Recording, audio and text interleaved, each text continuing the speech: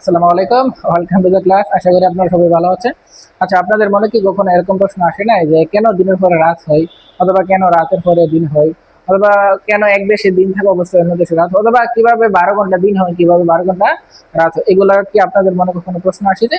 আপনারা হয়তো অনেকে ভাবতে পারেন যে দিন কিভাবে হয়, সন্ধ্যাবেলা সূর্য ওঠে এই কারণে দিন হয়, আবার সন্ধ্যাবেলা সূর্য ডুবে যায় এই কারণে রাত হয়।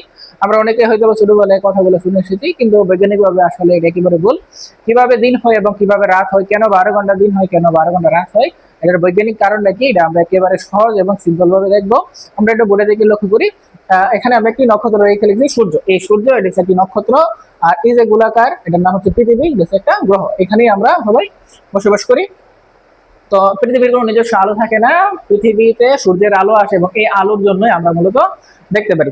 তো পৃথিবীর এটা একটা দিক, এটা একটা দিক আমরা ধরে নিলাম।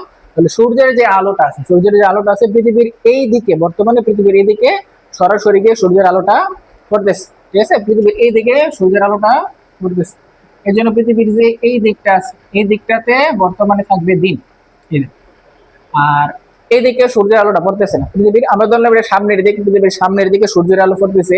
এর জন্য পৃথিবীর এই স্থানে যে যে দেশগুলো আছে বর্তমানে, পৃথিবীর এই স্থানে যে যে দেশগুলো আছে এই দেশগুলোতে বর্তমানে থাকবে দিন। এবং পৃথিবীর এই যে পিছনের দিকটা, এটা আমরা ধরে নিলাম সামনের দিক, এটা আমরা ধরে নিলাম পিছনের দিক। পিছনের দিকগুলোতে যে দেশগুলো আছে এগুলোতে বর্তমানে কি হবে, রাত হবে, কারণ এখানে সূর্যের আলো যাচ্ছে না। কিন্তু সূর্যের আলো নাই, তখন এগুলো কি থাকবে, রাত।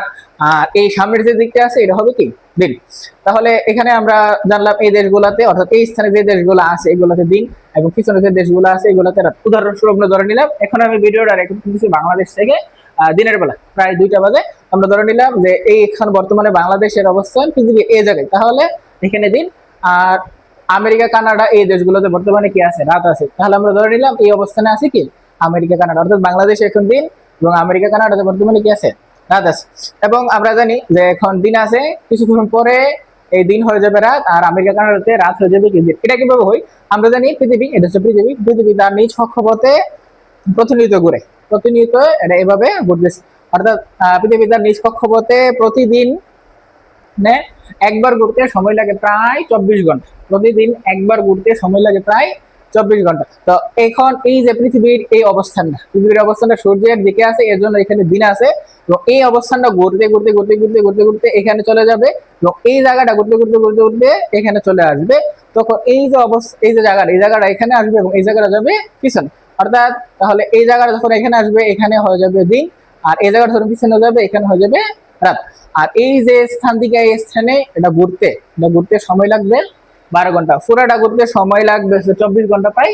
আর এই যে এখানে ঘুরতেছে, এখান থেকে এখানে যাইবো, আর এটা যদি পিছনে যাই তাহলে এটা অর্ধেকটা ঘুরতেছে, অর্থাৎ এখানে লাগবে 12 ঘন্টা। অর্থাৎ বর্তমানে যে দেশগুলোতে দিন আছে এগুলোতে 12 ঘন্টা পরে রাত হবে। কিভাবে হবে, কারণ এই স্থানগুলা 12 ঘন্টা পরে ঘুরে চলে আসবে এই জায়গায়, আর এই জায়গাটা 12 ঘন্টা পরে ঘুরে চলে যাবে পিছনে।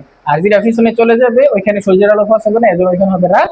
আর যেটা সামনে আসবে এখানে সূর্যের আলো থাকবে, এজন্য এখানে হবে দিন। অর্থাৎ সহজভাবে যদি আমরা বলি যে পৃথিবীর যেই স্থানটা বা যেই পৃথিবীর জায়গাটা সূর্যের দিকে থাকে সেখানে দিন থাকে।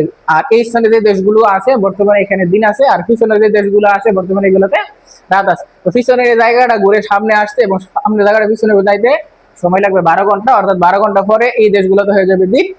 আর এই যে বর্তমানে যে জায়গাগুলোতে দিন আছে 12 ঘন্টা পরে এই জায়গাগুলোতে হয়ে যাবে রাত। ঠিক আছে, তো এটাই ছিল আসলে বৈজ্ঞানিক যে কারণটা, যে সূর্যের আলোর কারণেই মূলত কি হয় পৃথিবীতে দিন এবং রাত হয়। আশা করি আপনারা ক্লাসটি বুঝতে পেরেছেন। ভালো থাকবেন সবাই, ধন্যবাদ।